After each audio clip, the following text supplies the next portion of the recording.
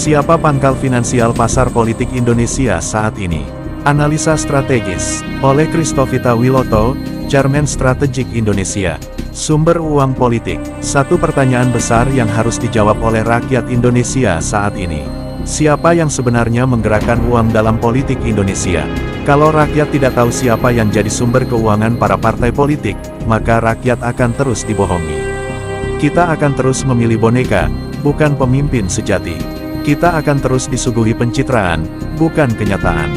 Pasar politik Indonesia, tempat jual beli pengaruh. Pasar politik itu seperti pasar pada umumnya. Ada penjual yaitu para politisi, partai politik, influencer politik. Ada pembeli yaitu para pengusaha besar, pemilik bank, media, dan kekuatan luar negeri. Ada barang dagangan yaitu kebijakan publik, regulasi, izin usaha, dan akses ke uang negara. Disinilah titik awal analisa kita. Sekarang kita telusuri satu-satu. 1. Konglomerat, dompet besar yang berpihak pada diri sendiri. Siapa mereka? Mereka adalah pemilik perusahaan besar di bidang tambang, energi, properti, telekomunikasi, infrastruktur, dan logistik.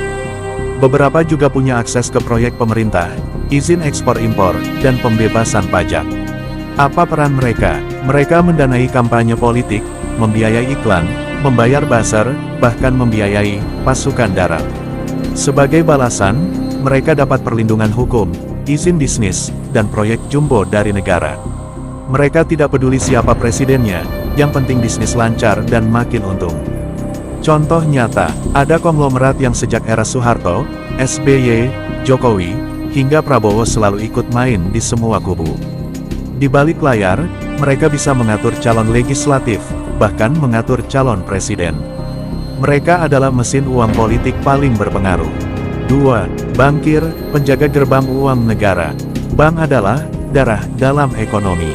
Tapi ketika bank dipakai untuk kepentingan politik, maka uang rakyat bisa berubah jadi alat dagang kekuasaan. Bagaimana caranya? Banyak pengusaha politik yang punya saham di bank. Kredit bank bisa dipakai untuk membiayai kampanye, proyek politik, atau bahkan sandiwara sosial (CSR) palsu. Dana BUMN, dana pensiun, dan dana tabungan rakyat bisa dialihkan diam-diam lewat skema kredit, obligasi, dan reksadana politik. Beberapa bank bahkan bisa membiayai kelompok politik melalui cangkang perusahaan atau yayasan palsu. Inilah wajah baru politik Indonesia. Bank bukan cuma tempat simpan uang, tapi juga alat kendali kekuasaan. 3. Media, pemilik cerita, pencipta rakyat IMAGINER.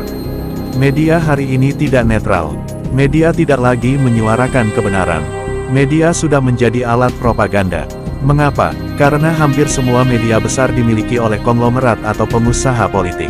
Media digunakan untuk mengangkat tokoh tertentu agar tampak bersih, kuat, dan pantas dipilih. Menjatuhkan lawan politik dengan framing, pemotongan fakta, atau penghilangan berita penting. Mengaburkan skandal, memutarbalikkan realita, dan mengalihkan perhatian rakyat. Media adalah topeng dari para penguasa modal. Mereka bisa menciptakan pahlawan palsu, krisis palsu, bahkan solusi palsu. Kita harus sadar bahwa media bukan lagi cermin, tapi kanvas politik yang dibayar. Jadi siapa pangkalnya? Kalau kita simpulkan, pangkal finansial politik Indonesia bukan satu orang, tapi jaringan besar yang saling terikat. Konglomerat membiayai, bankir mengalirkan, media menggiring, dan mereka semua bekerja sama untuk mengontrol partai politik, menyetir opini publik, dan memastikan rakyat hanya bisa memilih dari pilihan yang sudah mereka siapkan. Inilah pasar politik Indonesia saat ini, rakyat sebagai penonton, elit sebagai pemain, dan uang sebagai sutradaranya. Apa dampaknya? Korupsi makin sistemik, pemilu tidak menentukan apa-apa, pemimpin sejati sulit muncul, rakyat hanya jadi alat suara, bukan pemilik suara. Kebijakan negara dikendalikan oleh para sponsor, bukan konstitusi. Inilah akar mengapa negara terasa makin berat berpihak kepada rakyat kecil. Karena rakyat bukan pelanggan utama dalam politik, tetapi para konglomerat. Apa jawabannya? Rakyat harus bangkit, sadar, dan melek politik. Jangan mudah percaya pada media dan kampanye pencitraan. Dukung calon pemimpin yang tidak ditopang konglomerat. Meskipun suaranya kecil, mereka membawa harapan besar.